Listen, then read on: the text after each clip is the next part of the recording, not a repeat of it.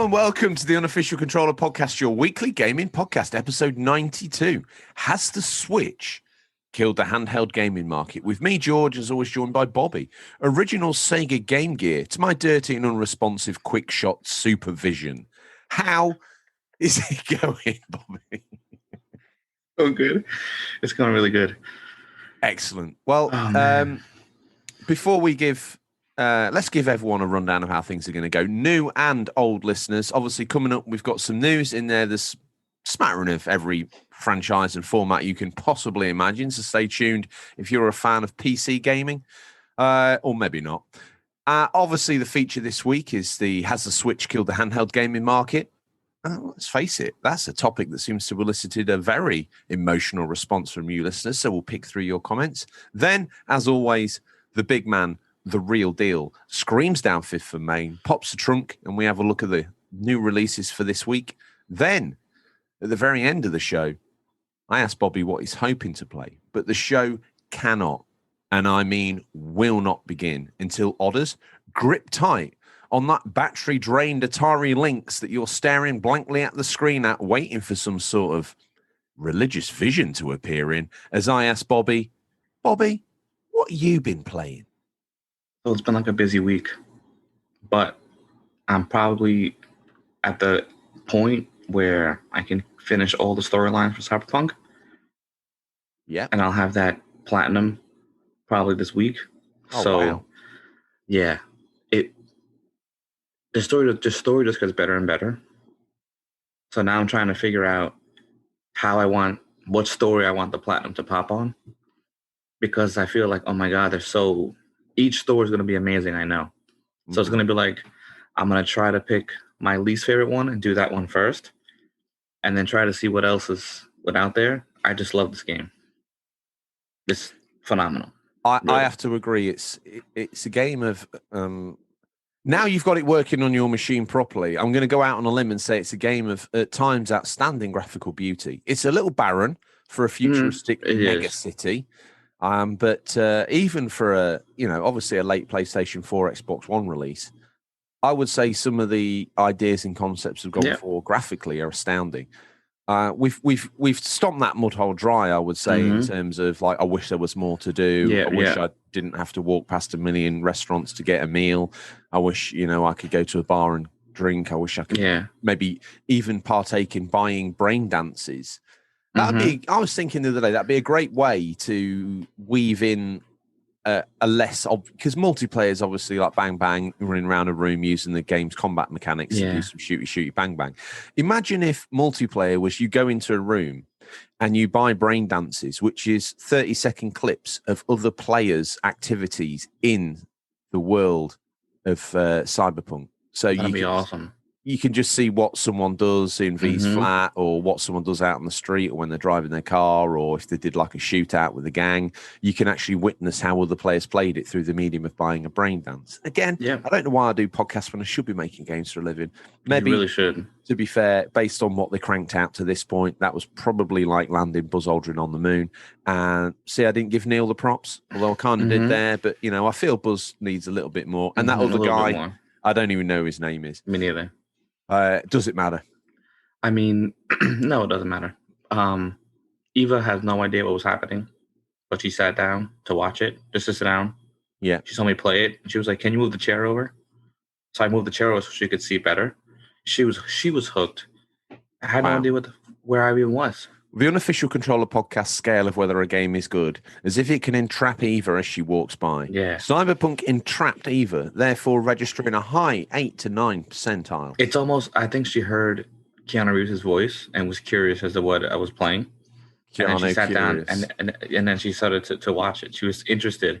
So I kind of had to explain what was happening, like to the point where I was. And then she sat down and she basically watched it for like an hour and a half. Wow. Is that all you've played this week, or is there anything else? No. Then me and my boy Marlon got the platinum. No. Me and my boy Marlon got the platinum for Zombie Army Trilogy. Oh, wow. I put the last hour of it on YouTube just because the sound is horrible. For some reason, what's happening is the PS5 mic, picks up everything. So I have to now, when I play with him, play with the actual headset on, with all sound coming to the headset. Because I'm like, why does everything sound echoey? Because it's picking up the sound not only from my TV but from I myself. said this to you some time ago, and you said to me, "No, George, that's not happening." And I went, and "Okay, it's 100% happening." Unbelievable. So again, it's like 5 for 5 for George. So we got the platinum for that. That was really fun. We actually played that game and got the platinum last night for We Were There. And there's a walkthrough you could follow in like 16 minutes. We didn't do that because we're veterans, right? So we just played it like you're supposed to play it. Communication is key. Had a good time. It was funny. I mean, it wasn't funny, but we made it funny. Is that very interesting. New online puzzle game that's come out that's free? Yes, it's like the escape room, but in video game form. Question then: if people are listening there now and they're like, "Oh, this is a proper big show. It's on all the top formats. It's on iTunes, Spotify, Stitcher, TuneIn, you name it. You've got the T-shirt. They know this is a premium content show. I know I play it down a little bit, but we are batting with the big boys. You are obviously a co-host of this show because you are what I would call a gaming god amongst men. You're in the top 50 PlayStation players. You've got more platinums than I've had hot dinners. You've got more platinums than Scrooge McDuck's got gold in his bank. Okay? And they can find you, your real life celebrity social media ongoings as Chronicles of a Gamer. There's a smattering of underscores in there, Bobby, but let's not let them get in the way of a good story. Right? Chronicles of a Gamer online. That's where you post up your reviews of games going back 20, 30 years. That's where you post up the stories of your platinums. That's where people can get in touch with you and maybe just vicariously live through you, get to experience gaming through your eyes. So I interrupted there, but I wanted to make sure people knew where to go find you outside of the Unofficial Controller podcast, because at the end of the day, thank you. It ain't easy making a living, sitting around doing a recording for 2 hours a week. To be honest, it's backbreakingly difficult. People don't realize. And to be fair, a 25-story floor apartment in New York overlooking Central Park technically doesn't pay for itself. Yeah, it doesn't. You and me share an apartment. This is for the new fans coming in. We'll give them a rundown of the law. And it's all paid for by a Mexican streaming company called Zutamax Media, whose president, El Buccio, pays us an outstanding amount of money and gives us a company credit card that we mainly spend on food. Yeah. Well, we got to eat, so. / alcohol. Yeah. Well, I mean, you have to drink too, so. Yes, you do. Without those two items, you'd be dead. So thank you to El Buccio. Thank you to our getting close to millions of listeners. We appreciate you and everything that you do for us. And thank you for taking the time to listen week in, week out. Is that Zombie Army Trilogy popped? You've done that little puzzle room thing popped. Is there anything else, or are you clearing the decks down for an assault on another game? Well, yeah, then we literally just started the first level of Sniper Elite 3. Another Rebellion game. On authentic difficulty. So we did the first level, went to bed. Oh. That was it. But it's definitely harder than Zombie Army. Well, you said, I think last week you'd done some little digging around, and obviously Zombie Army was a spin-off of that. I think it's meant to be a fun spin-off of that game. It is. So I've heard some very good things. I ended up in a conversation once with my sister's decorator, of all things. And he started talking about, I do like a bit of gaming. Older chap as well. He's like, I do like a bit of gaming. I was like, oh, what do you game on? Oh, PlayStation 4, big fan of the Sniper Elite games, any realistic shooting game. And I was like, oh, no, here we go. But his passion for Sniper Elite was beyond. I think he maybe took a little bit too seriously, though, because he was like, I like to lie in wait for ages up on one of these sort of rises, just watching what they do. And I was like, oh, that's a little bit scary. Extreme. Or that's obviously very invested in making the game as real as possible. When you play Sniper Elite 3 on authentic difficulty, you have to really watch the drop and weight and sway of the bullet. You just can't aim at the guy. So I'm trying to figure out, there's a little radar on top. I'm trying to figure out how to use that for bullet sway to see if I can drop the bullet. My boy Marlon figured it out, and he's trying to explain it to me, and he might as well speak Russian. I have no idea what he's saying. But he's just killing people, and I'm just reviving him. So we have a little plan. It works. But as far as our puzzle game goes, we were here. It's basically, you have to have an online friend. You can't. There's no co-op. There's no split screen.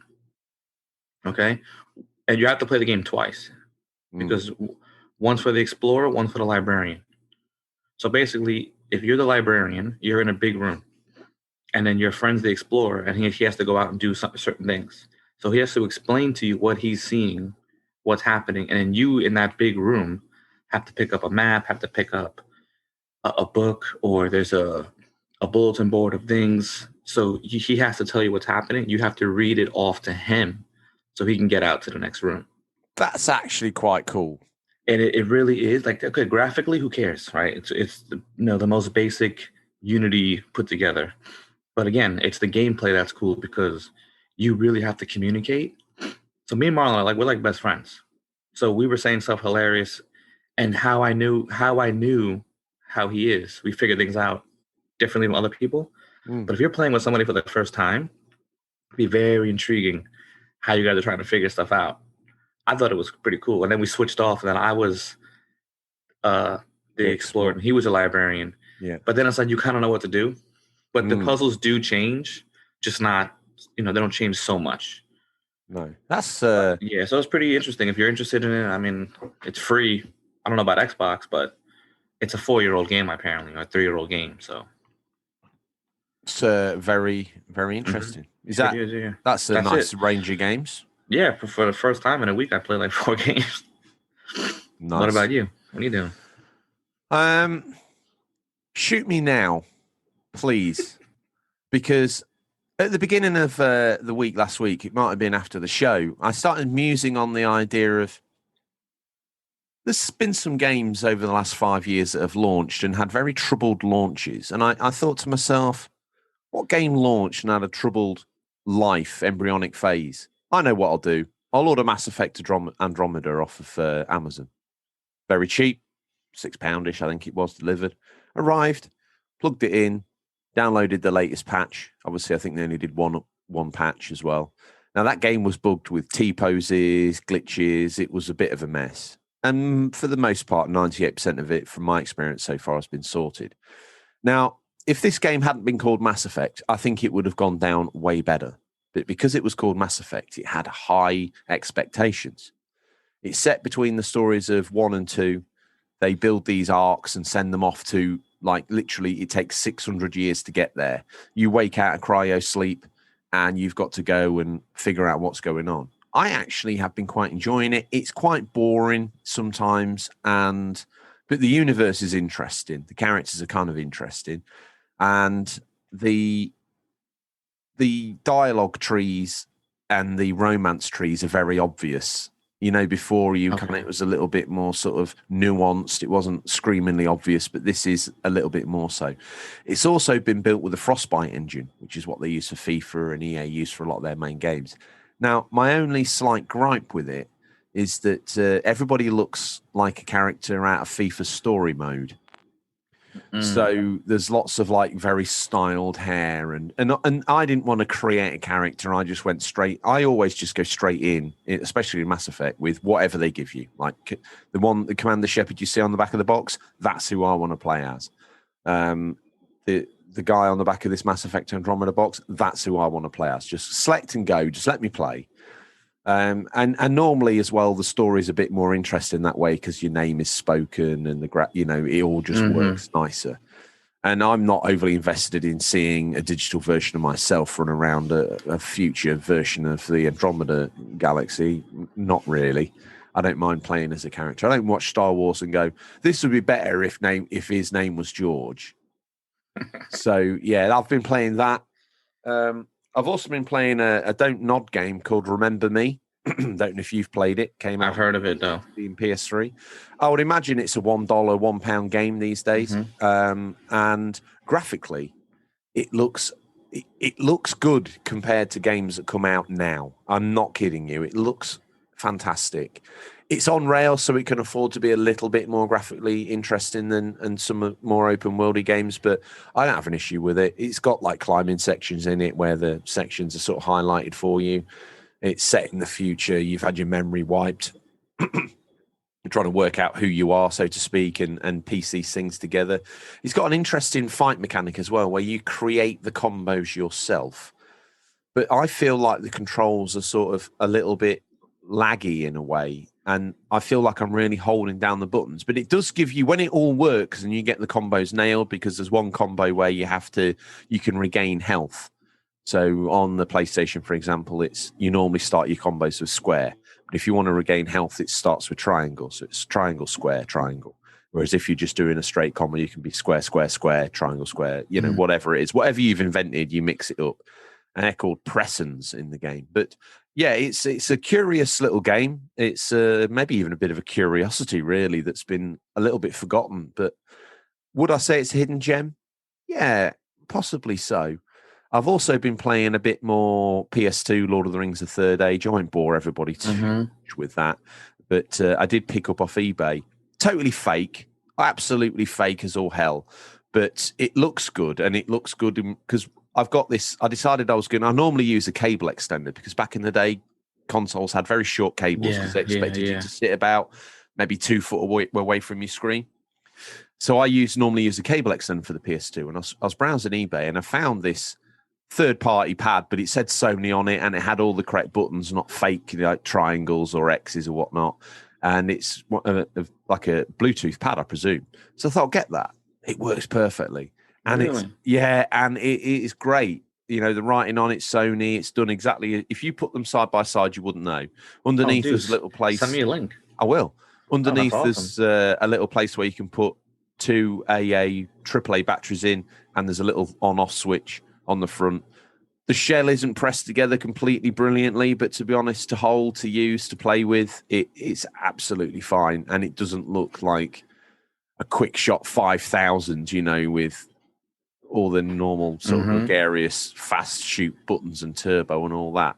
I think other than that, I think that's all I've been playing, I have to admit. Oh, I did pick up, and I maybe will play, but I've got a load of games on the go at the minute. Persona 5. Yes, I know, listeners. I've got a little bit waylaid. I've got Mass Effect Andromeda on the go. I've got a Save of Catherine on the go. I've got plumbing all sorts on the go. I still need to. I was going to make sweet love to the PS3 and try and finish Yakuza 5 this weekend as well. So I don't quite know what I've got time for anymore. But I did pick up this week a game called 3D Dot Heroes, which is basically... I have that.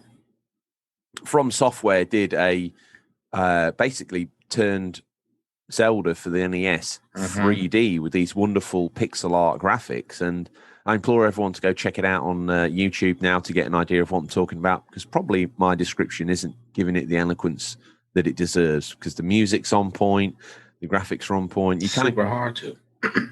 Well, it's based on an 8-bit NES RPG game, so it's not going to be nice, is it? It's going to be absolutely vile in its difficulty curve, and it's made by From Software, who probably are masters of digital punishment as far as I'm concerned. But with that line neatly and succinctly drawn underneath the what you've been playing section, Bobby, it's the news. We've scoured the very darkest region of the internet to bring you the latest stories. First up, now before we get into the news, you'd come up with last week a couple of, because we need to award the prize this week. Yeah. The panic and dread that sets on into Bobby's face now is palpable. I watched all the colour drain out of his face, and his beads of perspiration appear just underneath his copper brow. I'll take this first bit of news while you muse. You got one job. El Buccio pays you to do one job, all right? Yeah. And all you've done is play video games, drink copious amounts of alcohol, and spend time with your beautiful wife. I'm calling you out for it now. It's not acceptable. It can't go on. The connection is made. There's been a series of reports since the release of the Xbox Series X and S this past November that the controllers are constantly losing connection for some players, and Microsoft hasn't confirmed has confirmed it's aware of the issue. Highlighted as part of the Xbox system update earlier this week, which included general stability and performance improvements, the team provided the following temporary workaround for the problem. They say, we're aware of an issue in which some Xbox Series X and S controllers are losing connection with the console. If you see this behavior, try reconnecting the controllers to the console wirelessly or with a USB cable. Or if possible, connecting another controller, then submitting feedback. Then reboot the console and try reconnecting the controller. This isn't the first time Microsoft has commented on the disconnection problems either. It explained to The Verge back in early January that the team was actively working on a solution to be included in a future update. If you're looking for the known issues that Microsoft is currently attempting to fix with the Xbox Series X and S right now, you'll find a pretty exhaustive list of up-to-date list over at the Microsoft website. Now, on that, here's another bit of news. Drift away on memory bliss. As found by Kotaku, users have been calling out DualSense drift as early as 10 days following the launch of PS5. Apparently, this is a fault that's covered by the controller's warranty, meaning Sony will repair or replace the dodgy pad. However, depending on where you live, you may have to pay postage to send your DualSense to the company, which is not ideal.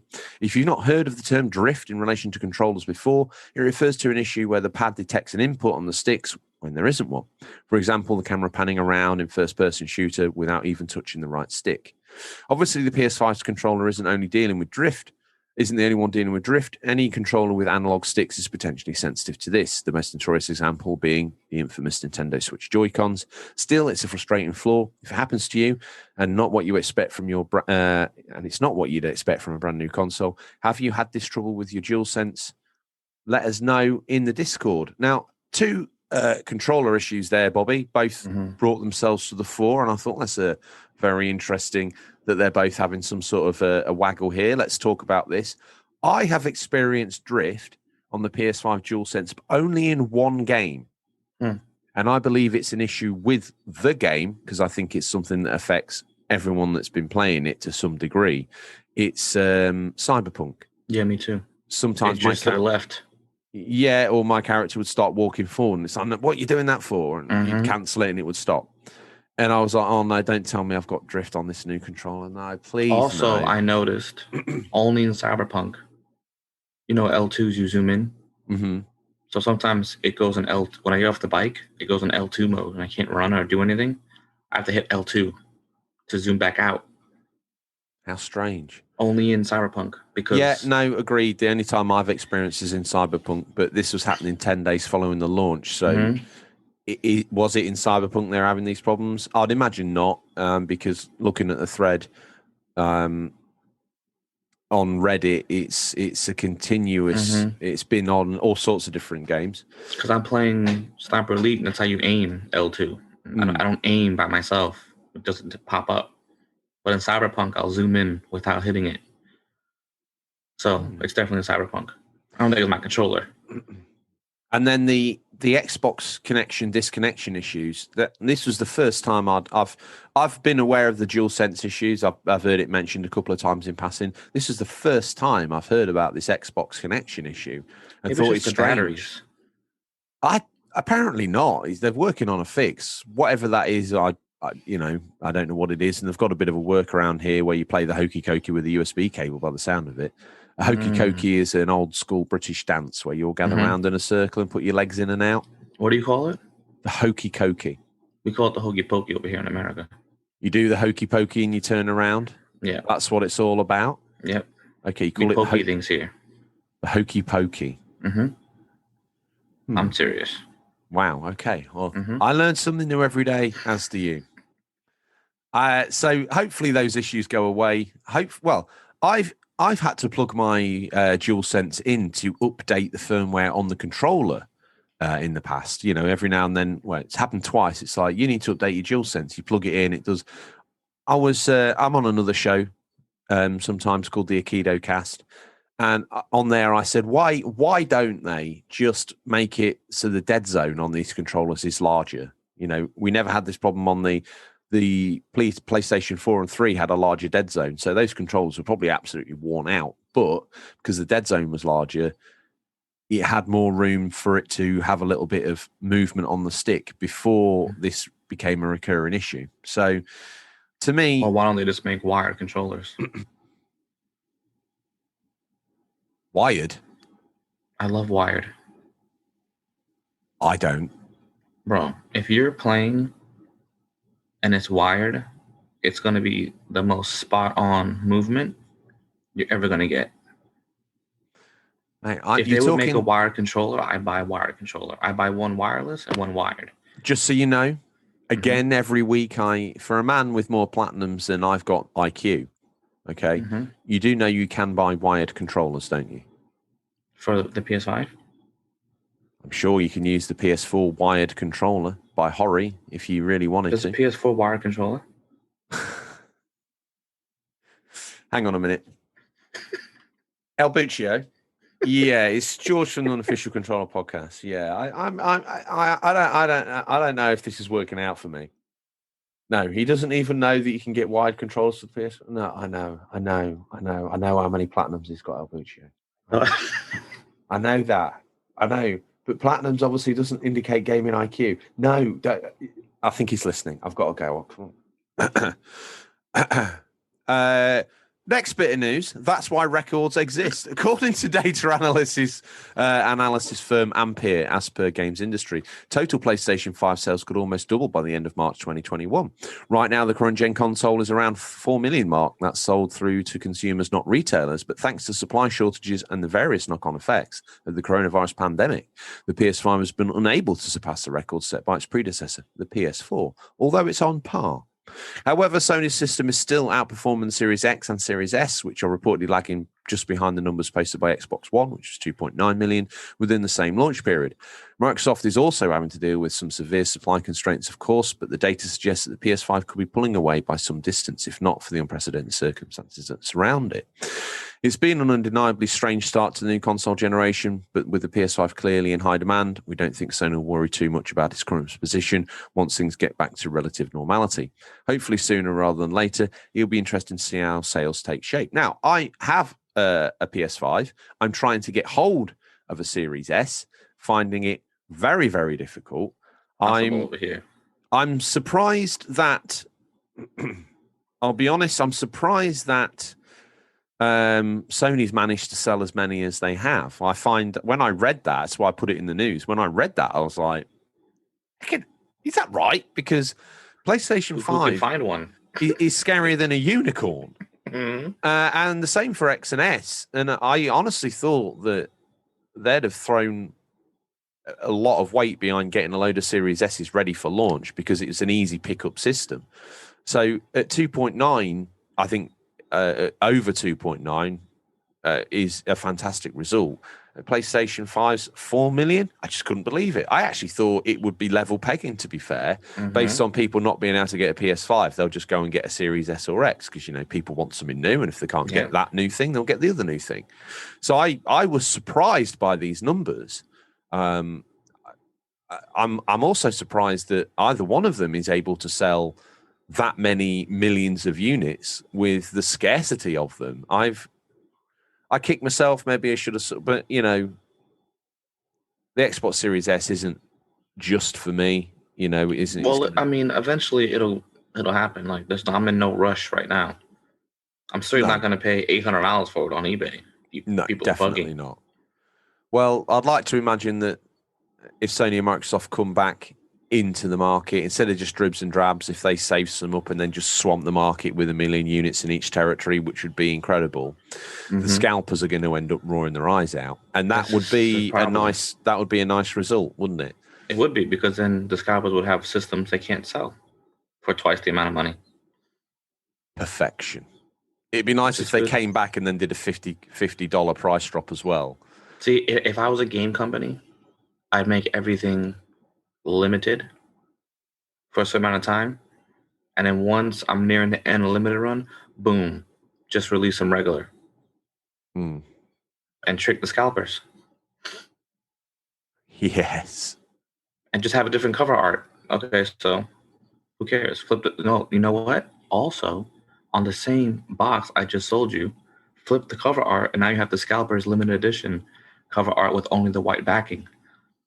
So what's really more valuable now? Your double cover art or your scalper's one-trick pony that you're going to try to sell for double the amount of money? Dangerous man that you are. Yeah, so there's a little hot take on where the next gen systems are at. It's a lot of users already, and no doubt those 2.9 and that 4 million are all wired into PSN. They're all wired into Xbox Live Gold or Games Pass Ultimate. So there's some extra revenue being generated there for all the brands, which is fantastic news. Bobby, this last bit of news, what we got here? One hand on the plow. Stardew Valley's highly anticipated version 1.5 update is available to download now. It adds a lot of stuff to the already dense pixelated life sim, including new locations, quests, characters, customization options, puzzles, mini-games, and more. It even introduces local co-op to the game, which will no doubt give the experience a whole new dimension. Stardew Valley's been out on PS4 for over 4 years now, and is arguably its most feature-rich update yet. Be sure to check out the full patch notes over on the official site, but be warned, they are absolutely huge. I've dabbled with Stardew Valley, don't get me wrong. I never found out if this was coming to, the update was coming to Vita or not. Hopefully so, because I enjoy playing it on there. But when I thought, I'll click on this. I'm going to go look at these patch notes. And I was like, there's stuff near. I didn't even know that this was in the game originally. What the hell? There's so much to that game that you just don't realize is there. I went to a festival that the village organized on one of my playthroughs, and you can dance with people. You can bring something to put in the pot. You can do unbelievable game, really. I like it because I used to play Harvest Moon on the original PlayStation 1. It wasn't quite what I wanted because I wanted tractors, but then once you get into it, you get hooked anyway.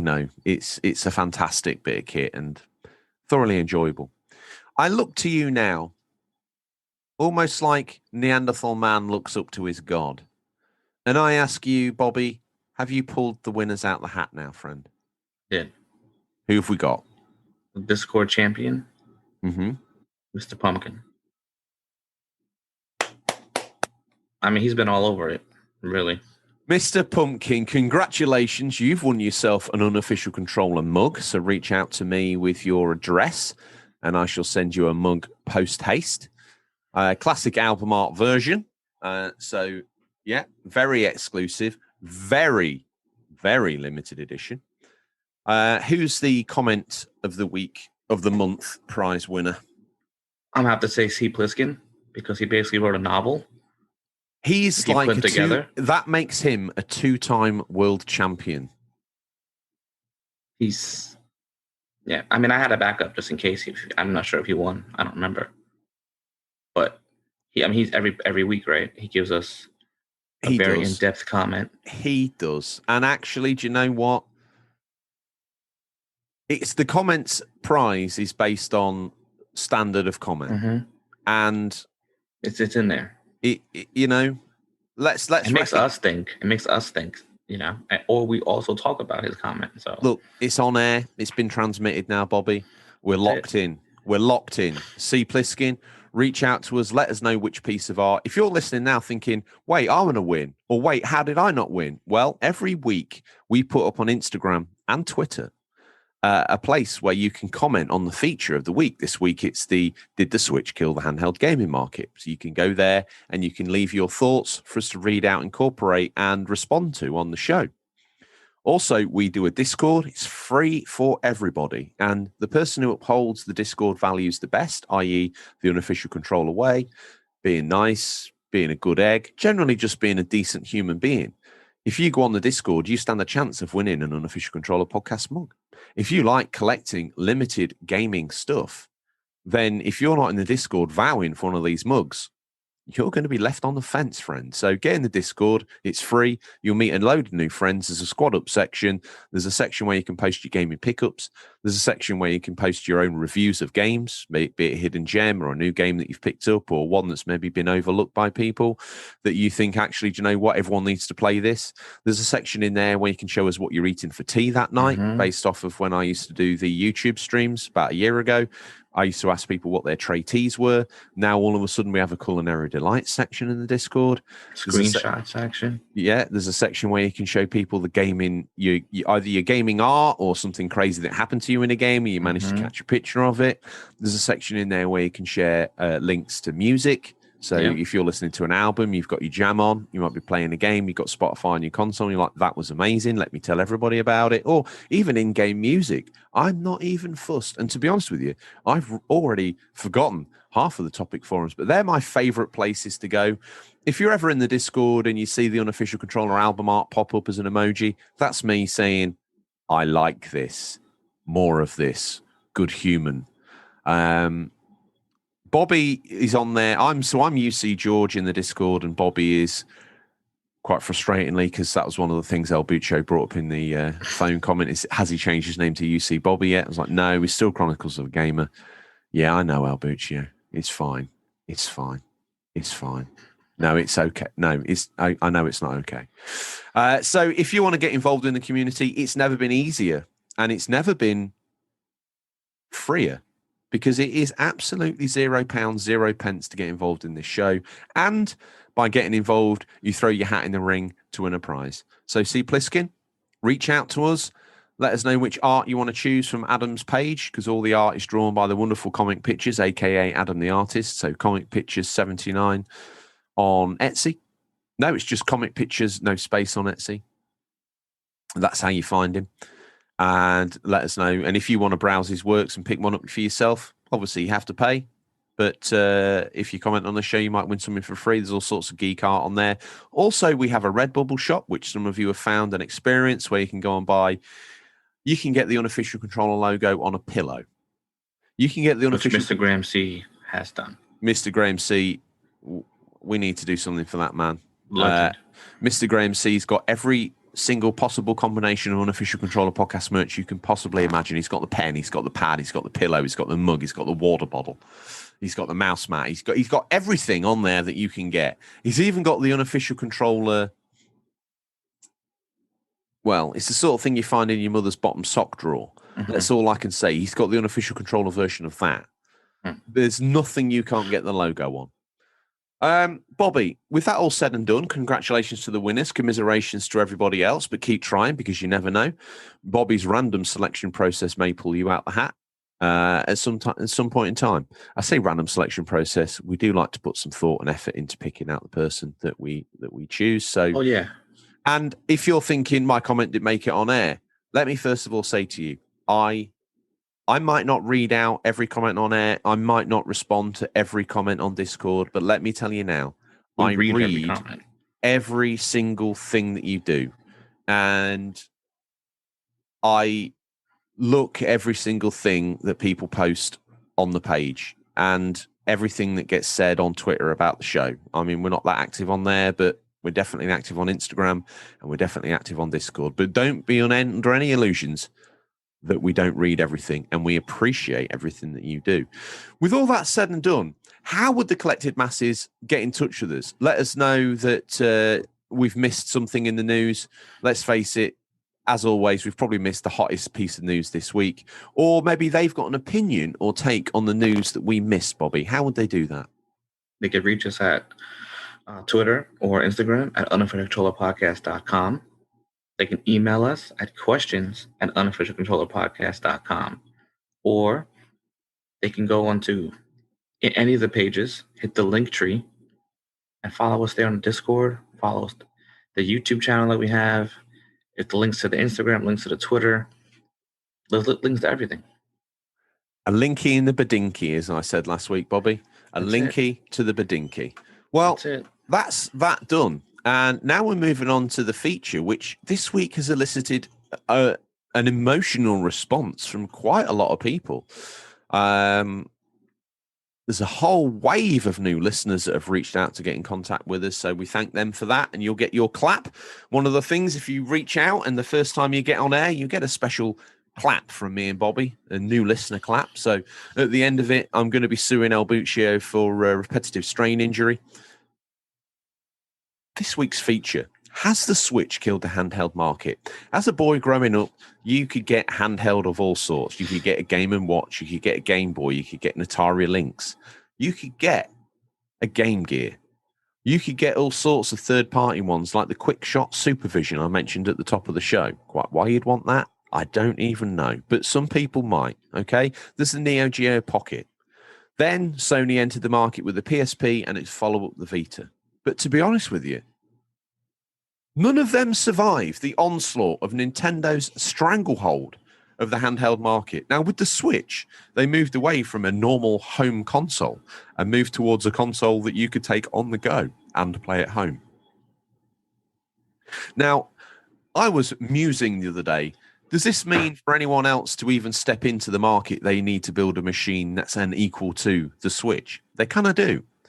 And Nintendo's stranglehold on the market with the 2DS and the 3DS and the 2DS, they kind of really left a stranglehold on the market that seems unassailable. Like I say, the PSP was no slouch. It had a go. And to be fair, sold millions of units, but not enough.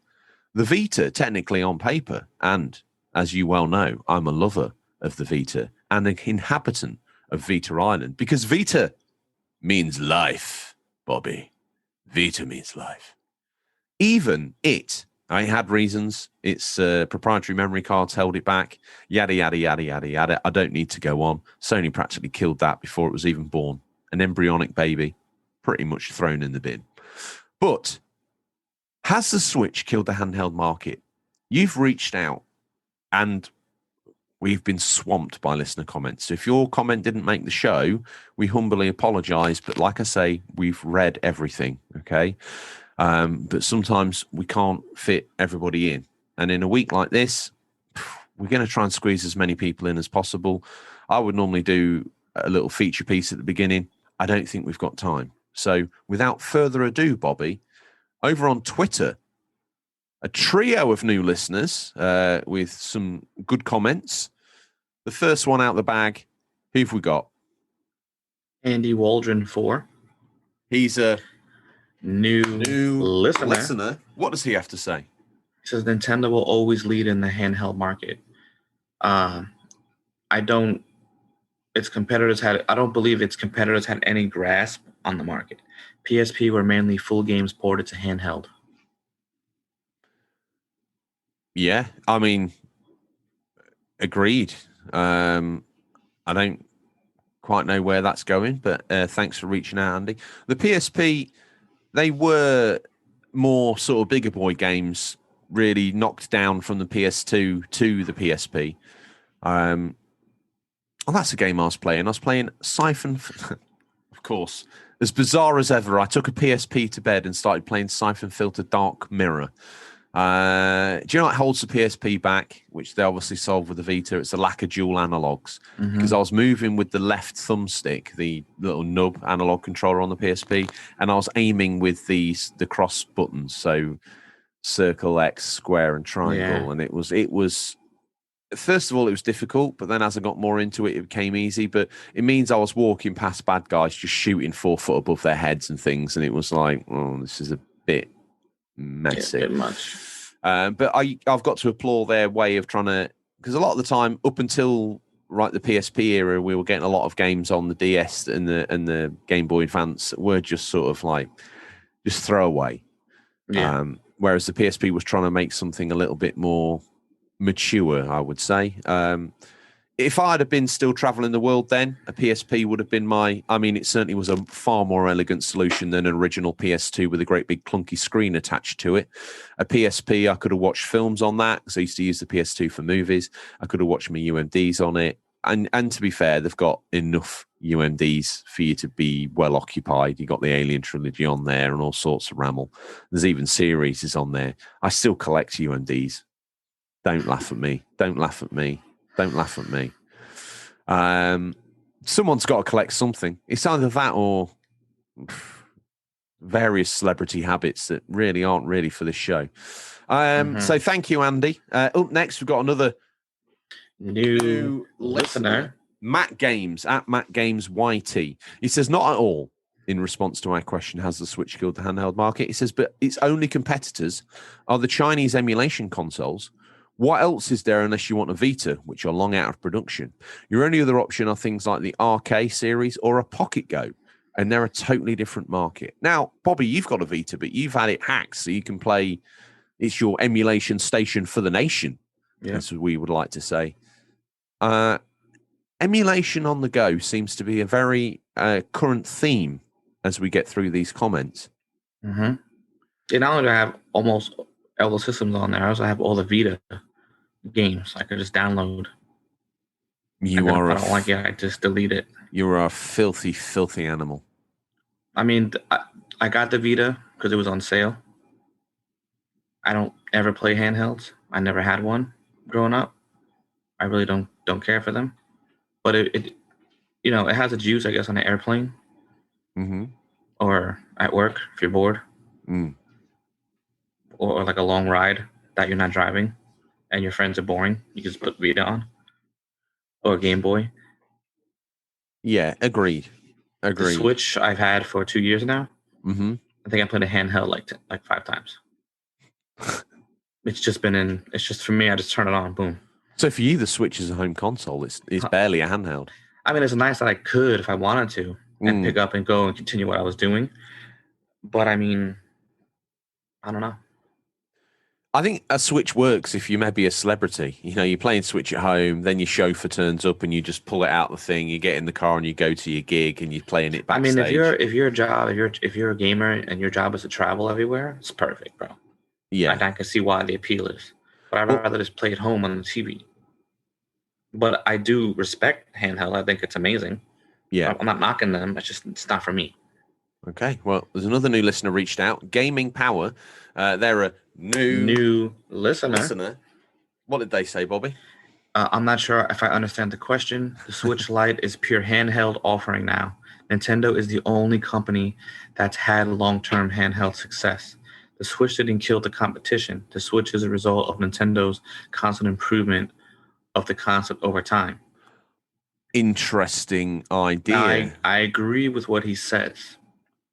But if Sony would have just respected the Vita and upgraded the Vita to what the Switch is now, Sony and Nintendo would have been bumping heads.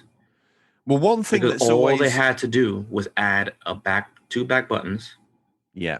Add a bigger screen with high res. There are little, I don't know what they're like, tablets that can become laptops type things with better resolution than both the Switch and the Vita.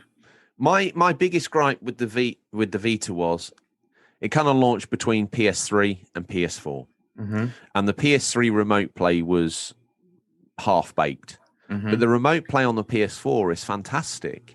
And if they'd have sold that as take your PS4 games on the go, asterisks, CTs and Cs where Wi-Fi is available, or if you got one of the 5G or 4G versions, but I don't know quite why you would do that, but let's just say you did.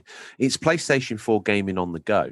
If they'd have sold it as that with its own games that you can plug in as well, which are fantastic, I think you would be more onto a winner than they did trying to launch it as its own standalone system. If it was like continue the story, play your game at home, the taglines, play your game at home, continue the story on the bus, play your game at home, continue the story on the train, and you were able to play. And again, what held the Vita back was I would rather they sacked off that expensive touchpad on the back and just gave us the 2 buttons, because then you've got the full functionality that you need.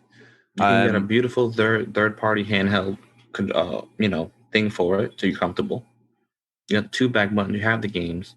You can even probably do something with cloud-based. So you don't have to really do what's it called? What you just said? Taking the remote play, gaming on the go? Yeah, something like that. Like you don't have to do remote play, really. You can just do it fresh from the system. I know the Switch is in it no matter what, so you can take it to go. You're still playing the same game. You're just taking the console on the go. You can't do that. But if you do something like that with the Vita, imagine you're playing like Red Dead Redemption 2 just on the go. Well, all the time. Well, you can do that. Well, that's what I'm saying, yeah. but you need internet connection, all stuff. But you do need internet connection. Yes, you do. So then it's kind of that's the flaw for me for the Vita. Before we move into the dearth of Instagram comments that we got, can you ever see a time where Microsoft enter the handheld gaming market? Because it's somewhere they haven't dipped their toe. But that's the thing about Microsoft. Why didn't they do it already? You already have all these tablets, all these, on the go flip thingies. They can easily make something gaming related where you could just play with the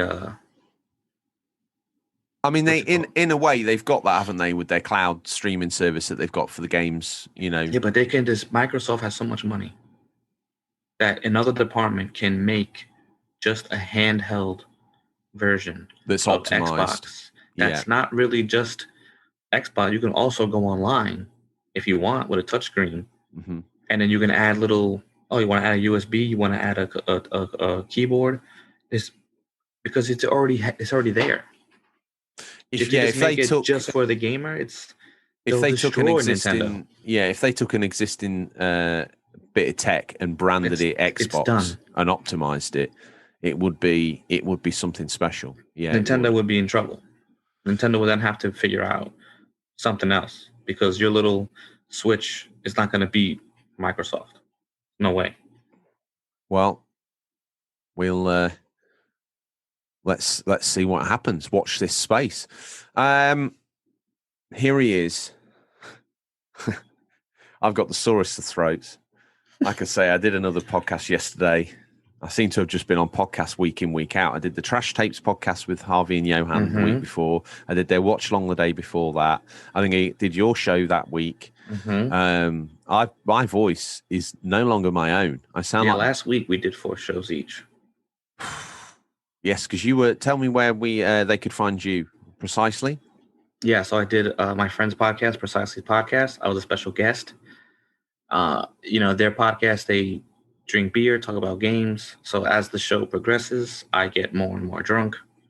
Yes, and there were even some questions he asked me that I didn't even answer, and he asked me again, and I said something totally different. So it's really, where was I? I don't know where I was, but it was pretty fun. I had a good time doing it. It's pretty cool. It's at Precisely Podcast, and then Bo, one of the co-hosts, is at Bo's_game room, and then the co-host Kelly, you can find her at Highway to Kel. She also has a retro shop that you can go online and purchase all types of old school vintage trinkets or whatever else you had back in the day. I believe it's called Retro Land, I want to say, but it's, if you could follow her Instagram, the link is there too as well. So okay. Oh. Like I say, you'd find me on Enigmatic Productions. That's the show I guested on. And also the Aikido Cast, which is based around a gaming bar in Lincoln where you can go drink beer and play games. Obviously not at the moment, which is why they're doubling down on the podcast to keep the spirit alive, I would say. So it's a way of going to the bar without going to the bar. So grab yourself a couple of cans and put one of those on. But here we are on the UC, the day job, the one that pays the wages. And I went on that side rumble about my voice because what am I saying? I don't do a voice. I press play on a tape. It's Bada Bings to Retro Gaming. He's got in touch. He says,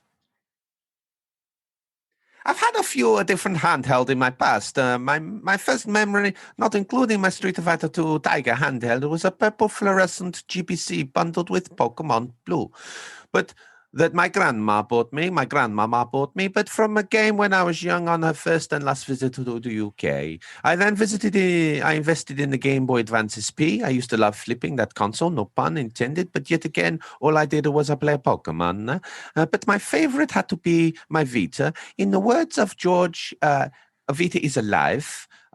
It's Latin for life. Latin is a language that originated in Italy, my friend, in the Roman times. I used to work to play on my PS4 remotely, and I made all my co-workers, and then I ended up jailbreaking, and it used to load games, and I didn't own, and I discovered there's so many games on the system.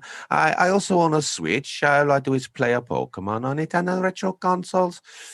Answer to your question, yeah, finally. So you get the question answered by me. And yes, Nintendo have cornered the market and Sony needed to pull their find out and make us something new.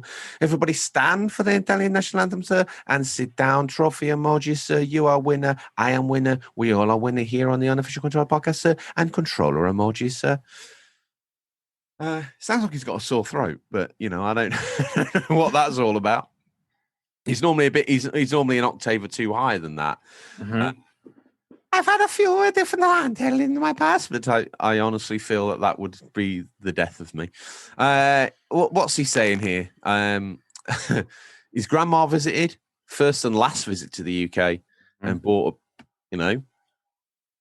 if you don't already love your grandmother, that love just tripled because she's brought you a Game Boy Color bundled with Pokemon Blue. Fantastic. He then invested. He doesn't just buy games, Badabinkster, he invests in them. He invested in the Game Boy Advance SP. And who didn't? I had the original Game Boy Advance, which had no backlight. And I remember being away around the world with that. And someone sat down next to me with the SP.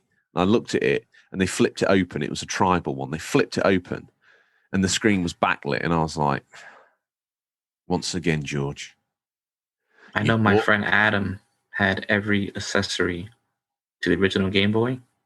Really? It was like a transformer, bro. He had the light, the magnifying glass, the extended battery, whatever else you could put in that bad boy. That's one thing that Switch has killed, the handheld accessories market. You don't need a screen magnifier for that bad boy, do you? Nope. Must be a million plastic tap corporations around the world shedding tears because they don't know what to do with the Game Gear magnifier that they've got in stock. Up next, we know him as RGT. You may know him as Retro Gamer Thomas. What's he got to say for himself, Bobby boy? I have had quite a few handhelds from all different eras, and to a certain extent, Nintendo has cornered the market. Sony's last effort was the Vita, was fantastic handheld. It sold up today, technically brilliant, but it really struggled. And I think it was because the Vita was so good at almost a home console in your pocket. So most people had a PS4 instead. Like Vince the Gamer said, people would choose 2DS, 3DS for on-the-go games and have a main console at home. Nintendo making the Switch a crossover, and their only console stops them from competing against themselves. I think it's more fear from other companies trying a handheld after seeing Sony struggle. For me, my favorite handheld is the PSP. What a quality piece of kit. And when launched, the most powerful handheld in the world. Still makes me laugh when people say the PSP was a failure. It sold over 80 million units worldwide. Has a fantastic library, brilliant for movies, and looks stunning. If it had a second analog stick, it'd be a 10/10 for me. Great question, by the way, fellas, with 2 clapping hand emojis. And that's the thing, the PSP is seen to be a failure when it sold 80 million units. I mean, what in the world? But that just pales into insignificance as to what Nintendo were cranking out at the time. So, I wouldn't say it was a failure, but when you compared with the two, I mean, that's console, that's video gaming all over the place. It's normally a race, isn't it? And if you're not in the number one spot, then your machine's not any good. They're done. Yeah, and which is ridiculous. It is ridiculous, and it's something that's gripped the gaming market. I mean, it was an aggressive way of advertising back in the day. It was playground tactics. It was a whole bag of tricks, wasn't it? About trying to just get that edge. And once you got someone in, the tribalism pulled them in, and it kept them in. Well, that's the problem with all these big time reviewers, right? If it's not a 10/10 or a 9/10, it sucks. Agreed. Yeah. So that's why I stopped reviewing numbers, because a game could be decent. What's decent? I don't know. It's decent. Try it out. It's good. It's not a masterpiece, is it? But it's decent. It's not bad. Go play it. I don't understand. Like, no, that game's an 8.5. I can't play it. I know. Then you're dumb. You're dumb. I was, to be honest, when I was younger, I was probably had a more limited time, had a definitely more limited budget without, a podcast behind. And we're obviously in a privileged position where we get hands across all sorts of rammel and tat. And I'm, instead of focusing on new stuff, I'm playing PS3 games for £1. But, there was a time where you had to be a little bit more reserved with your cash. But I've always played games that I wanted to play. You see, when I was younger, very rarely would a review swift me. Very rarely. I would normally see a game in the magazines back in the day and in its pre-published state, and you would get a gauge of whether it was a game that you would like or not. But I always used to hold off buying until I saw the review because I didn't want to waste my $40, $50 on it if it wasn't going to be any good. So I would look at the preamble and think that I'll keep my eye on that. That looks interesting. Then, and obviously now games seem to come out, reviews come out way after, especially in the magazines, after the game's already been out for a week or three. So it's not as easy. Obviously, you've got online outlets and other bits and bobs, but I would then get the latest magazine and I would read, is this going to be actually for me? Because sometimes you'd see games in pre-production, then they'd come out and you maybe take a risk on a game and think, I'll just get it anyway. You get it home and it's not the sort of mechanics you like. It's not the sort of gameplay that you like. So a review was like a taste test, I suppose, before. But yeah, I'm a bit of both. Like now I'll literally play anything. I'll give anything a go because why not? Next, Finster Gamer. I guess we should have put him before, but it's just the way it fell out the system. But Finster Gamer says, I think that there's a difference between game styles for me personally. I feel that the Switch is more geared towards playing console-style games on a smaller scale rather than handheld games. For that reason, I still use my 2DS for handheld games and my Xbox for large-scale console stuff. Admit, I'm very similar. I have access to a Switch. I've never played it, to be honest. I get roped into Smash every now and then. I've watched Zelda be played. I've seen an awful lot of Fortnite played on it, and I'm like, nah. I mean, my friend has a hacked Switch, and he just downloads everything from the store. Wow. So he can't lose, really. Not only has emulation on it, he's got the Nintendo Store on it. What a naughty, naughty boy. That's what I would do. Wow. Okay. Harvey Retro up next. Bobby, what's he got to say? Says, I've always enjoyed handheld gaming, but never kept any of the systems I've owned, sadly. I've always regretted selling each one too, so the next one I buy will definitely keep hold of. I've never been sure about the Switch personally. I agree with Finster Gamer. I don't want to play console-style games on a handheld. I've always eyeing up modded versions of old handhelds, to be honest, and the Evercade. But I'm convinced I'll only play the Oliver Twins Dizzy collection on that, with a squinty-eyed laughing emoji. Yeah, that Evercade looked kind of interesting, to be fair. And I like the collections of games that they're sort of collating and bringing out. It does mean that the system's not getting rammeled with a load of chuff that you might not want to play. So I think, too, like in a handheld game, do you really want to play a 120-hour game on a handheld? I'd rather play, like, a turn-based RPG on a handheld, I'm not that bothered about. Like, I'd play that. Yeah. But if it was 120-hour Twitch-style gameplay on there, probably not. No. Probably not. I would like a shorter game. So, yeah, I kind of agree with that. Guess what? Irish Beef, two-time world champion C. Pliskin's got in touch. He says, let me draw a lung or three a breath here. Oh, this is certainly a pretty dark topic if you ask me, more so the way you framed it. Anyway, my memories with handheld gaming stem all the way back to the purple Game Boy Color that my oldest brother used to own. I don't remember much about it apart from playing Super Mario Bros. Deluxe. Debatably the first game I ever played next to Ratchet & Clank 3, and a mediocre Scooby-Doo game. However, a couple of years later, I remember me and my second older brother looming over our oldest brother with the then new Nintendo DS, original bulky design included, playing through another Mario remake, Mario 64 DS. And up until I was about 11, I'd like to say, both my DS and eventually DSi were put into use very often with games like the original Mario and Sonic at the Olympics and Pokemon Platinum that I lost the game card for at summer camp and still haven't got over. Crying with endless streams of tears emoji ×2. As well as playing multiplayer, my oldest cousin and several of my classmates with titles like Mario Kart DS, Mario Party DS through our own DSs. The name isn't great when describing plural, it seems. You know, I wasn't until 2 years ago when I decided to return to Nintendo and handheld gaming with the Switch and Smash Ultimate at launch. I still have it on standby with games like Mario Odyssey, Marvel Ultimate Alliance 3, and the Ace Attorney trilogy. What would I like to emphasize? But I think what I would like to emphasize, yes. See, Pliskin, he's done it again. This time with a spelling error that threw me completely off. However, is the fact that that while many of the titles like Mario Kart DS for the Super Mario Bros. Deluxe being inferior remakes of a classic, whereas the Switch can faithfully emulate classic titles and several new releases as a handheld. No major compromises needed. I admit I haven't touched it much lately due to college, and my PS5 may be arriving next week. Get in there, C. Pliskin. You can tick one of my New Year's resolutions off now, smiling with teeth gritted emojis ×4. But I still think there's room for innovation with this concept. Maybe instead of a separate system, why not have a console games on your phone or in your car? And those questions are being answered through companies like Microsoft and Tesla for their products. The Switch is a great machine to have, but I don't believe it has perfected handheld gaming. Besides, if you ask me, perfection is overrated. Sexual undertones winking emoji, smiling with teeth clenched emoji.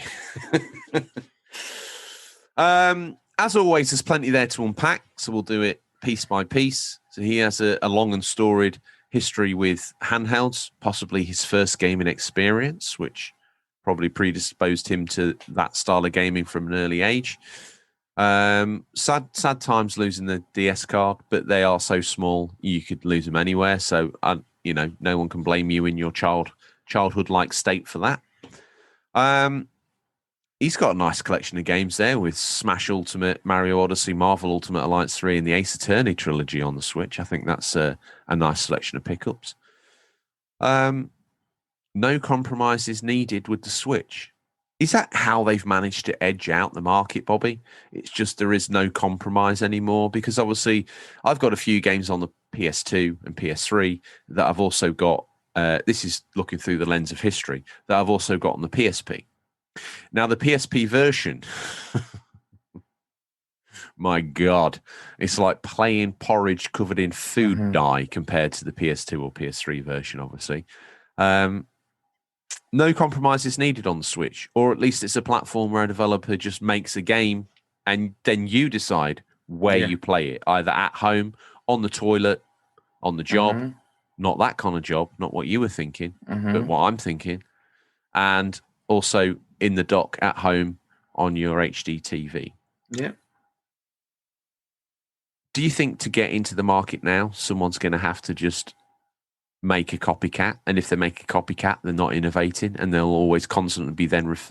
This is why I wonder why if Switch has killed handheld gaming, because to compete in the market, you've got to be a Switch. To stay in that market, you've got to innovate to beat the Switch. Oh, I don't even think you have to be a Switch. You just have to be as good as. So if you're just making handheld systems for old school games, then what's the point? Because I'm not going to buy something to put my Sega game in. I'll just emulate it. That's just too much to carry. True. So it's like you have to make something, which is why I'm surprised Microsoft with the cloud-based gaming hasn't figured it out already. That's all they have to do, is Microsoft makes its own handheld with the entire Xbox library, like you can already have when you buy an Xbox. You're in the ecosystem. Nintendo's in trouble. You do know that they've got the xCloud on phones already, and all you need to do is attach your phone. Forget about the phone. I'm talking about a real handheld that it's meant for handheld, not your phone. Okay, so it's basically a phone with two Joy-Cons nailed on the side. Basically, with a nice big screen. And the Xbox logo etched on the back of it. That's it. Perfect. Okay. And two shoulder buttons. Because playing with your phone or the attachment from the control to the phone, it's not a handheld, is it? It's a phone. It's true. Can't be a handheld if you don't have the buttons. Interesting take. Imagine playing on your phone with digital buttons. It's horrible. I tried Contra just to see how it plays. I deleted it after the first jump. Okay, well, someone else who's got in touch again. So they've lost their new listener virginity, so they don't get a clap. But Bucklad, you're a smashing and handsome human being for messaging in again. It's more than we deserve, to be fair. He says, I don't think it's killed the market, but it certainly will have made it a lot tougher for the handheld consoles. Luckily, I think a lot of us old-timers are quite stubborn in our choices, and if given the choice, I'd always grab my Game Gear and a Wonder Boy cart over a Switch. There's a man after my own heart. He's living in 1983. What a legend. Up next, a new listener. A new listener. New listener. It's Digital Monkery. He says, my first handheld was a second-hand Game Gear. I loved it, but there was a problem which meant it could only be used with the AC adapter. Not particularly mobile. I broke my stepdad's Lynx by plugging his AC adapter into the wing port. My sister had a Game Boy, and I remember her being particularly annoyed at me completing Mario before she did. I had a bright yellow Game Boy Color that was only ever used for Pokemon Blue. My Blastoise, what is that? Was the best. Blastoise is a Pokemon. Oh, I have no idea. Okay. Just hang on a minute, Bobby. I've got Albucci on the phone. Yeah. No, he doesn't know what a Blastoise is. I don't even know what Pokemon is. You don't even know what he calls them Pokemons. I know. Mm-hmm. Yeah, I know it's an issue. Yeah. Okay. No, I think dispatching a hitman in a speedboat would be a little excessive, Albucci. Mm-hmm. Yeah. No, okay, that's fine. Blastoise is an evolved Squirtle. Okay, if you had to give me a quiz on Pokemon, I got one right. I love the fact you call them Pokemons. They're Pokemon. Yeah. Mon. Yeah, but it's one, right? So are they Pokemons or just Pokemon? I just had one of my... Hearing you say Pokemon the way you just said it is probably one of the most life-changing experiences I or our listeners will ever have. The way you actually pronounce it correctly is probably one of the best pronunciations I've ever heard of it. So if you could give us one more of those so people don't have to hit rewind. Pokemon? No, not Pokemon.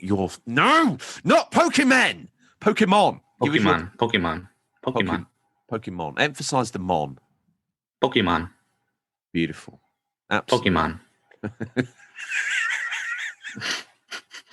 I bought the Game Boy Advance on launch day with the plan of playing it on the bus to college, but barely played it because at the time I made my first ever friends. So my history with the handheld gaming hasn't been the most successful. So with the Switch, even though it has broken the market, at least it's keeping handheld alive in the same way and allowing people to play home quality games on the go, even if the power isn't close to competing with home consoles. Nintendo are the only ones who have pulled it off because they're innovative. They're innovative using of existing tech. And not going to stop handheld. I've mentioned the Evercade, though. A lovely bit of a kit. Really priced well and keeping cartridge gaming going and excellent emulation for playing older games on. I've got a by the number of their cartridges already and really looking forward to the Worms collection coming out in a few months. This Evercade seems to be like a subculture that maybe I'm not tapped into. I see it on Instagram. I've seen reviews on YouTube. I've seen the boxes with the box art and the cart inside, and I'm thinking, do I need an Evercade? My friend on YouTube, I know his account got deleted by accident, but he actually reviewed it. What was his take on the Evercade? He loves it. He thinks it's amazing. So people followed him before, but now his new Instagram name, it's EZEE_PZ. So he's originally Easy Peasy. He reviewed the Evercade. He loves the Evercade. He's always showing it off. He thinks it's especially with an old school gamer. He thinks it's amazing. It has failed him. Right. He loves it. Maybe I'll check get online and find myself. I wonder how expensive they are. I need to do the research. Up next, Comic Picture 79. You know, as Adam the Artist. Don't forget to check out his wonderful plethora of gifts and goodies on his Etsy page. He says there's loads of cool handhelds coming out in China right now and that have pre-configured emulators all the way up to PS2 and are basically from ready. I don't know if he says oven ready there, but there's a lot of this. Obviously, with the decline of other manufacturers, the rise of the pre-configured emulator console seems to be becoming the secondary way to game. While I've got my teeth in, Elliot Hughes has got in touch. Beautiful Elliot. He won the Discord, the inaugural Discord World Champion. He says, I don't believe they've killed it, carrying it on because times have moved on. Probably. Again, it's that whole evolution. It wasn't as though you woke up and there was a T-Rex on your doorstep. You know, that animal had evolved from a primordial piece of goo that crawled out of the hot spring, and the Switch is now the all sort of conquering T-Rex of handhelds. Maybe that's where we're at. So Elliot Hughes and quite a few people have said no, they just kept innovating, whereas everyone else kind of dipped in, dipped out, dipped in, dipped out. Up next, Rota Thinner Me, the most wonderful man, handsome man. His name's Stephen.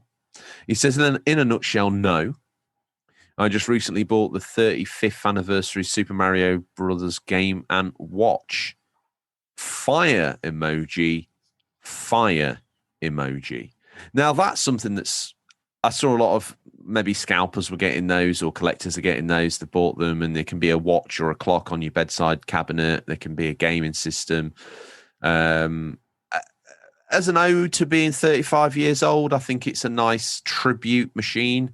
But obviously, you're locked to one game. But when a game's that fun and simplistic in its gameplay, maybe you don't need other things. As I've often said, the complication of having so much choice means you end up staring at your games library longer than you do playing a game. First world problems. Who's next? The man you disposed as the co-host of the Unofficial Controller podcast. Who we got, Bobby? Tom at UK73, which is funny because I'm reading it from the letter from Rikers Island with really bad handwriting. Remember when people thought smartphones would kill the handheld gaming? Ha! Nintendo sure made them wrong. That being said, I think Nintendo has a poor old to do the last few years. Minimal exciting first-party games, expensive pricing for a rehashed tat, and way too many old ports remastered. When I first got the Switch, it felt so fresh with so much potential. Now it feels way behind the future of gaming. I think it needs some new competitors in the handheld market, and it's definitely in need of an upgrade itself. Also, for the love of God, bring back Nintendo Directs. Yeah, I think he likes the full sort of corporate showboat campaign. He doesn't like 15-minute tidbits. He wants to sit for an hour, muse it like a piece of classical music. Up next, the 16-bit prick. He says, hi, lads. Hopefully my comment gets in on time. Don't worry. You've made it. You're hearing it now, so it happened. This is a really great question that I've spoken about with a mate before. Now, I can't speak for everyone, so I'll give my views on it. First off, I've always had a love-hate relationship with handhelds. Of course, when I was younger, I got my first Game Boy. I loved it, but it got very old fast for me, bar a few games. For me personally, it cannot beat sitting down in front of a TV with a pad in hand. Years down the line, when I find out emulation, it made these handheld consoles absolutely redundant for me. Constantly having to fight with the lights or be able to see the screen, batteries dying, etc. You just don't get that with consoles on the TV. To be honest, the consoles out at the minute don't really appeal to me. I like to give it a couple of years before getting the newest console, so I decided recently to get a Switch so I could play the newest Marios and Zelda games.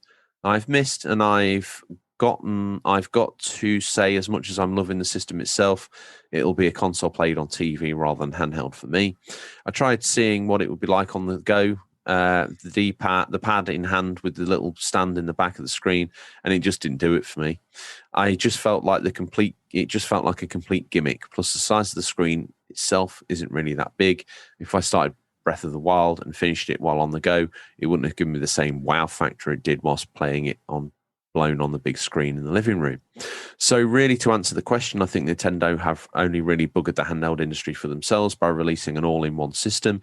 I think now that that's what's expected and the standard for them, and now they've fully put themselves out there to compete against the likes of Xbox and PlayStation, which I think was a really smart move. By the way, Breath of the Wild is one of the greatest games I've ever played. Hope you guys are doing well, and really look forward to hearing this being discussed on the pod. Yeah, I think we're aligned there, really, 16-bit prick. Maybe Nintendo ruined the handheld market because they've kind of backed themselves into a corner. They can't really now do a home gaming system because they're going to have to split the company up again because they've merged our handheld and console marketing divisions and they've made this switch, which is a great idea. It saved their bacon when it needed to. It's on life course sales numbers to beat the Wii, which was a phenomenal success, the best-selling console of all time. But now they can't make two systems again, because if they made a handheld, it wouldn't be as powerful as a Switch. So it'd be like, what's the point? They can't make a home gaming console anymore, only because people want the luxury of taking it on the go. And if they made a home console gaming machine only, without being as powerful as the PS5 or the Series X, it's going to struggle to get the third-party ports. Now, they've managed to do some third-party ports on the Switch by using cloud gaming and really kicking the nuts out the textures to get some of these games working, but they've made it kind of possible. But one wonders now, there's no way back for them, is there? They've took that step into this handheld on-the-go gaming console at home, if you want to kind of market. They can't really leave. They've, what I've said before in the podcast, painted themselves into a corner.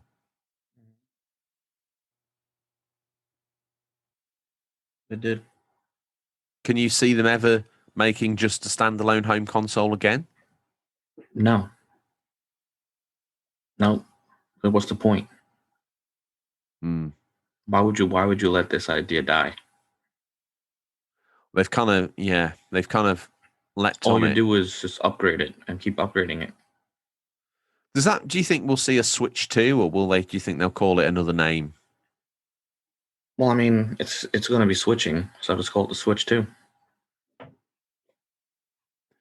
Simple. We're going to call it the Super Switch? No, that's kind of played out. I don't know. I think actually now you've said that out loud, it sounds pretty cool. The Super Switch? But then what's the third generation of it? What are you going to put? Switch 64. Then the GameCube Switch? Yeah, then the Wii Switch? Yeah. Exactly that. Who's next, Bobby? Boba Loba? Oh, you have to read Boba Loba's voice. I can't read Boba Loba's voice. Oh, God. Or maybe I'm in the perfect Zen place with a sore throat. Mm-hmm. Boba Loba. Boba Loba doesn't just do gaming comments. Boba Loba does the finest gaming comments money can buy. I think the Switch is keeping Handheld alive, or at the very least honouring its memory. If anything has killed it, it's mobile phones. The games you can play on your phone now are so good, there's little need to carry another device. Having said that, I take my GBA SP with me whenever I'm going out the house for a while, just in case. Boba Loba doesn't just do comments. Boba Loba does the finest gaming comments a podcast could ever ask for. I like that. I like the way he's such a suave man. He's going down the shops. He can't really play it while he's walking, but having said that, I take my GBA SP with me whenever I'm going to be out the house for a while, just in case I get the urge to game. I'm sat on a wall, waiting for my beautiful wife to come out of the shops. I reach into the top of my tuxedo pocket, pull out my Game Boy Advance SP. So I can have myself a little game. He's the kind of guy that opens his jacket pocket, goes inside and pulls it out with elegance and grace with the white glove. Sitting ready for my 3-course gourmet experience, a little bored between the starter and the main. I reach deep into my tuxedo pocket, which I wear at all times, and pull out my GBA SP. And then the other side of the pocket got a beautiful golden flask engraved. Boba Loba. Oh, wow. Sometimes when I'm out and about and get caught short for a toilet break, yeah, I'm only human. I need to defecate like you too. I sit down, empty my bowels, and sit atop a pile of my steaming excrement. And I reach into my tuxedo pocket. I pull out my Game Boy Advance SP, and I play myself some Nintendo. Boba Loba doesn't just do handhelds. Boba Loba does the finest handheld gaming money can buy. Wonderful. I have this now mind image of him with this gold flask, resting it on the toilet paper holder. I don't know why he's consuming food while excrementing food, but he's doing it. And he's playing at the same time. Has Boba Loba got 3 arms? Maybe 4. Boba Loba isn't just a man with 2 sets of arms. Much like some of your Indian gods, I've got 6 arms and a trunk. I heard he had 3 legs. Dad Can Game is next. What happened? Bo Balobas. I mean, with a voice like that, he can only be a tripod, can't he? I mean, it can't be anything else. They've got to this point in bed, and Toxic has sat up, and she's like, tripod. Yeah, What have you been telling them? Yeah, I mean, Discord secrets. Okay. I said I read everything on the Discord. I obviously missed Bo Blober's inside leg measurement, but I'm all in on that now. Yeah, it was just so casual. It was like if I was, overlooked it. No big deal. Okay. Yeah. He's the sort of guy that complains that the blocks in the urinal sting his end. Yep. Up next, we have Dad Can Game. I have to say no. There are times where I prefer picking up an old Game Boy Color game over a Switch and vice versa. But with services like Stadia and Game Pass and PlayStation Now on mobile devices, handheld in quotations, still kind of has a huge market. It's just way different than it used to be. Also depends who you ask too, I guess. That's one thing, I guess, it is a solid point. Obviously, PlayStation Now or Remote Play for PlayStation 5 or 4 is available for a phone too. Which you can connect your DualSense or your DualShock to. So in a way, they're still in the handheld market, but it's not a handheld market. Not a handheld that we recognise. It's the same with Microsoft. You've come down hard. It's like unless it's got buttons welded to the screen, it's not a handheld. What makes it a handheld? You hold it in your hand. Yeah, but then how are you playing it? With buttons? You need buttons. What if it's just like taped to a controller? I mean, then it's just a phone with a controller attachment. Okay. I just find that, I don't know, I saw a kid on the train doing that. It looks so stupid. I don't want to smack it out of his hand. I was kind of angry. I don't know why I just want to smack it out of his hand. But it's just me. Here's a man we haven't heard from for a long time, and his eloquence is unquestionable here. I say yes, he says. So I think he agrees with us. Up next, Mr. Mystery, he says, You didn't even say who it was. The Gamers Bermuda. You said that already. I don't know now. You've made me question my own reality. I think now you said it. Okay. Well, the Gamers Bermuda, he's not been in touch for a long time, and we thank him for getting back in touch. He says, well, he says yes, but I would say he meant to say I say yes. But Mr. Mystery, he says, I wish there was more choice in handheld consoles, but alas, mobile phones have killed the market dead, which is odd because games on phones are more often than not complete tosh. Laughing with squinty eyes emoji. Mm-hmm. I'd love Sony to whip up a new handheld and properly support it this time. When I was a manager at Game, I was always tempted by the Vita, such a sturdy, savvy piece of tech. Sadly, no games. Laughing till he squints emoji. All the best, guys. Winking with sexual undertones. Keeping on. I've always wanted the chance to say that on the show. I would love it if everyone ended their comment with "keep on keeping on." I don't know if it's Americanism, but I love it. I can't hear enough of it. Who's next? We have a new listener. He says it's retro gaming rock. I'm sorry. He said this is a very interesting topic, something only Nintendo knows and will keep working on in the future. What I dream is a Switch Pro that can read 3DS games. Now, Nintendo can easily do that. I think you've missed something. Nintendo could just put anything they want in the next Pro. You've missed something. Oh, heart eyes emojis for Valentine's Day. Perfect. Thank you, Retro Gaming Rock. Yeah, why don't they support their legacy more? I tell you why. Because then they can't sell you the game again, can they? Nintendo are not. They paint themselves to be the kiddie, family-friendly machine, but if they were that, you'd still be able to play a SNES cartridge in your Switch. They're money hungry. They are very money hungry. Inverted Pixels, another new listener. I don't know if my voice is going to hold out for the rest of the show, but we'll see.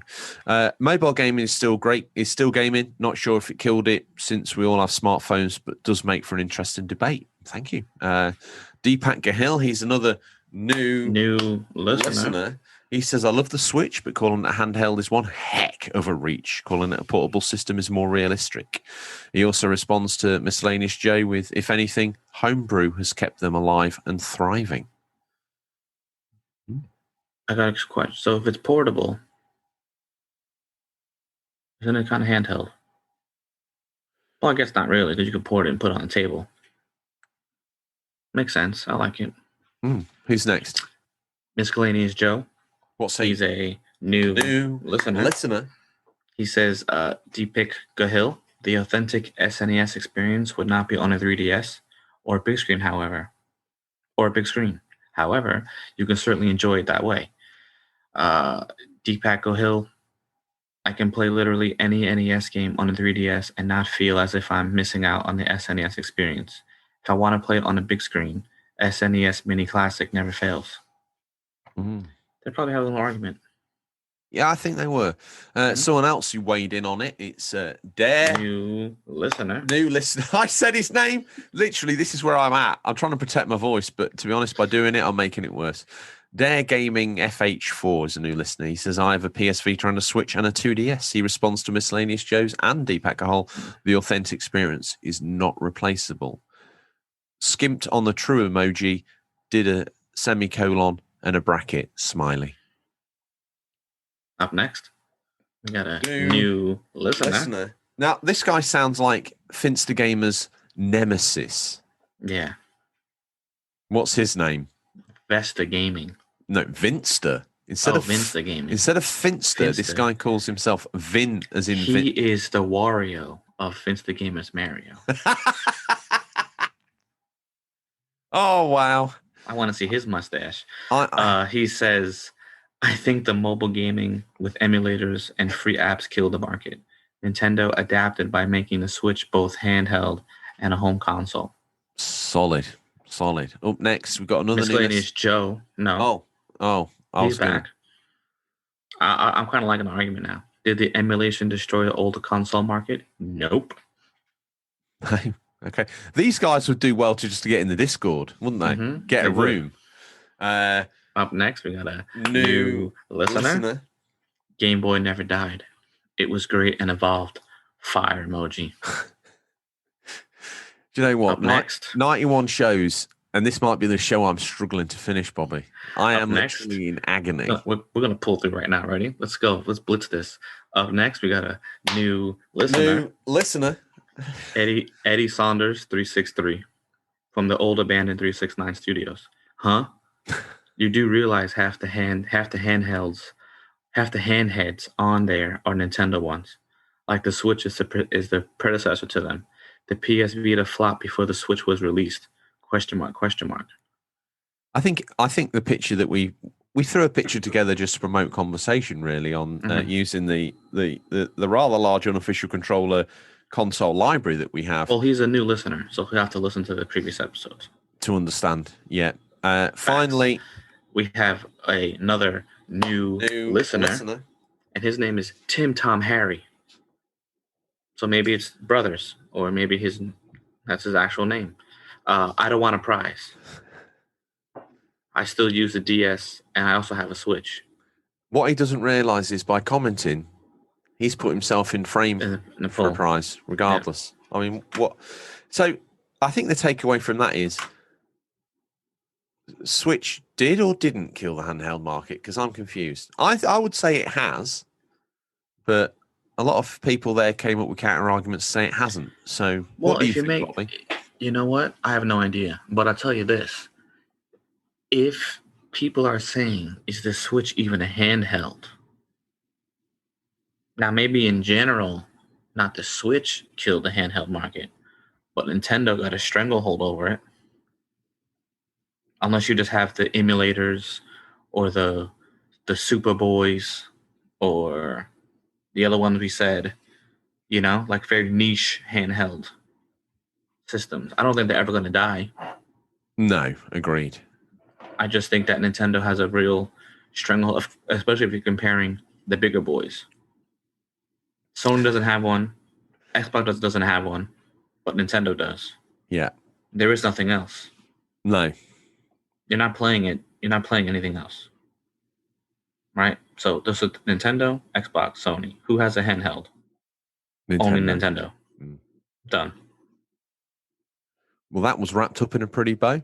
I tell you, a man who's been busy this week, he's been buying up lots of quick shot supervisions in the hope that we might spur a surge in the old school handheld gaming market. But the quick shot supervision is not a console that you would recognize in this day and age. But anyway, he tears down Fifth and Main, Bobby. It's time for a peek in what we affectionately call Stingray's boot, what's nestled between some counterfeit nappies and a dodgy copy of Battlefriend all this week. These are the new release highlights for the week. Bobby, I'm going to break with tradition. You're going to have to do the intro from the top. Okay. I'm a wounded soldier here. I need you to come in and get me up the hill. Okay, so I'm just going to do what I never did before. Okay, time for a peek in what we affectionately call Stingray's boot. Did you read that already? I want you to do it again. Okay. I didn't do it well. I'm sorry. Was nestled between some counterfeit nappies and a dodgy copy of Battle for Endor this week. I've never said counterfeit nappies in my life. First time you ever heard that here. So these are the new release highlights for the week of February 8th, February 14th, 2021.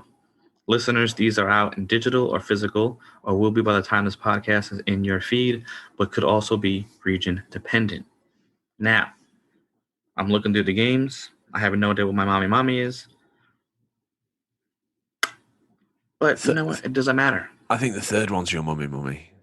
You know what? I think so because I like the first one. So, boom. First game out the box. Doors of Insanity for the PC, February 10th. George's favorite genre. Cards and Chaos await you in Doors of Insanity, a deck-building RPG roguelike with a focus on character creation and incredible loot. Boom. Next. Death Crown. I'm going to pull myself up for this. Boom. Death Go. Crown. PS4, Xbox One, Switch, February 11th. It's my mummy. This looks absolutely amazing the way it's been shown graphically, the way what they've pulled together. Death Crown is a minimalist real-time strategy game in a 1-bit style. I'm not kidding you. It's beautiful. Where you will play Death herself, commanding her legions of death and punishing humanity's kingdom for its overconfidence. Very brave. Like an Atari? You have to see it to understand it. It's like I'm gonna Google this. You need to hang up this as soon as I walk out this room. You need to. Up next, we have, which I guess my pick, because I enjoyed the first one so much, Little Nightmares 2, PC, PS4, Xbox One, Switch, February 11th. Little Nightmares 2 is a surprise adventure game in which you play as Mono, which you don't want to catch, ironically, a young boy trapped in a world that has distorted by an evil transmission. Together with 6 friends, he sets out to discover the source of the transmission.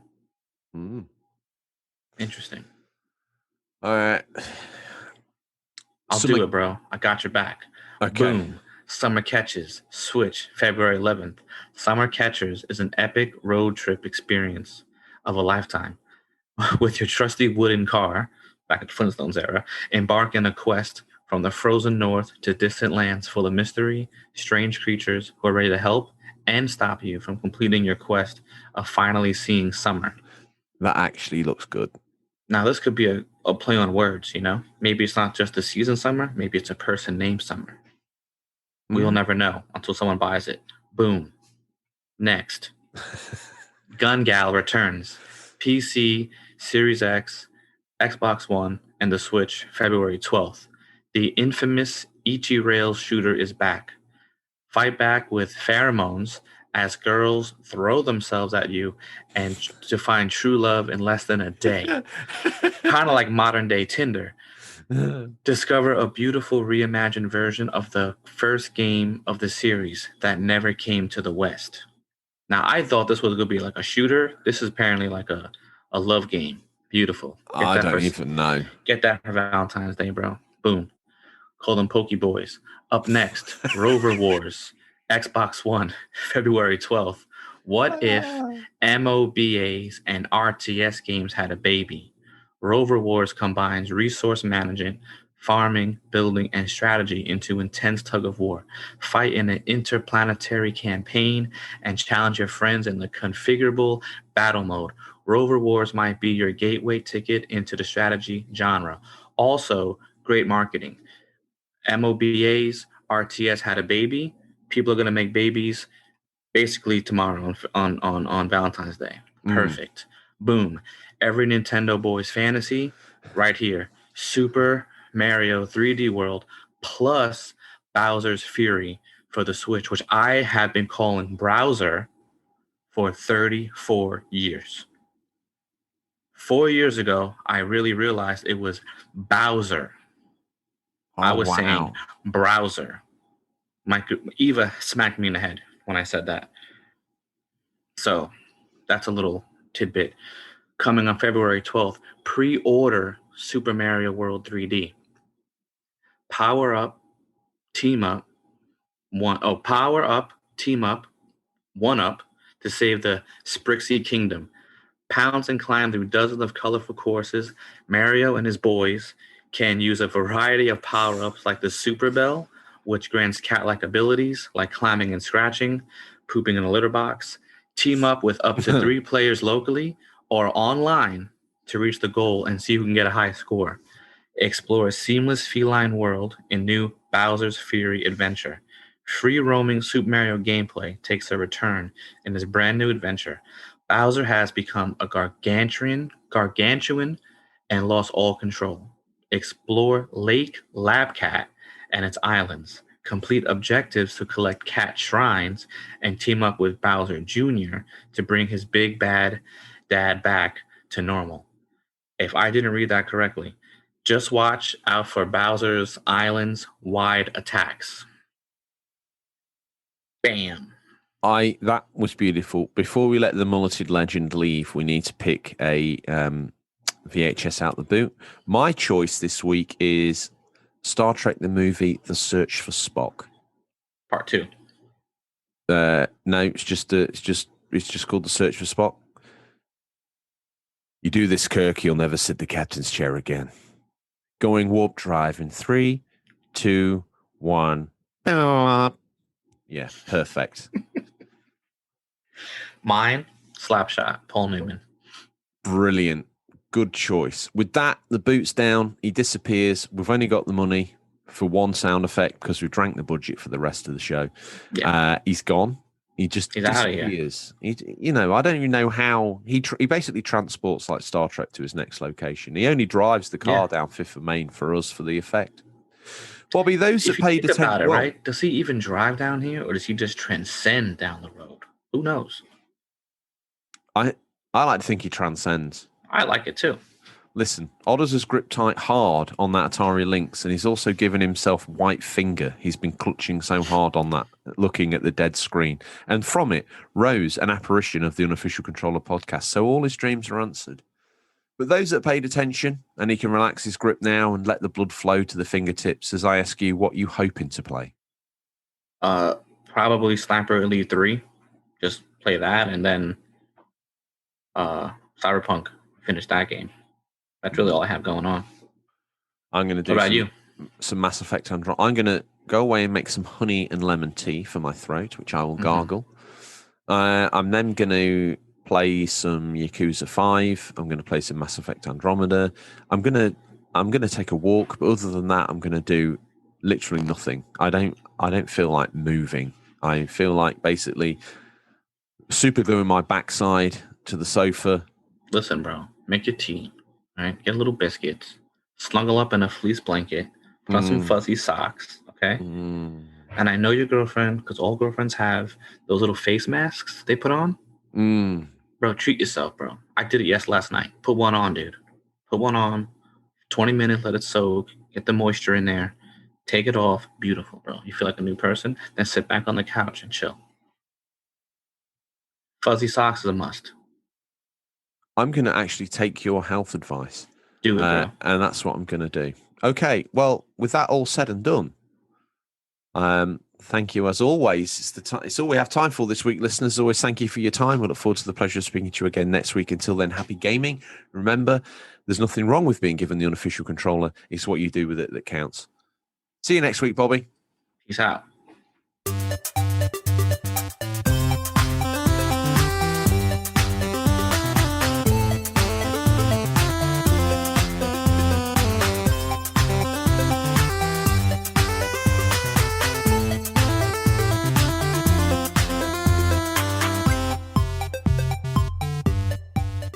Hi, it's George here from the Unofficial Controller podcast. Just taking a moment to, first of all, thank you for listening. It means a hell of a lot to us.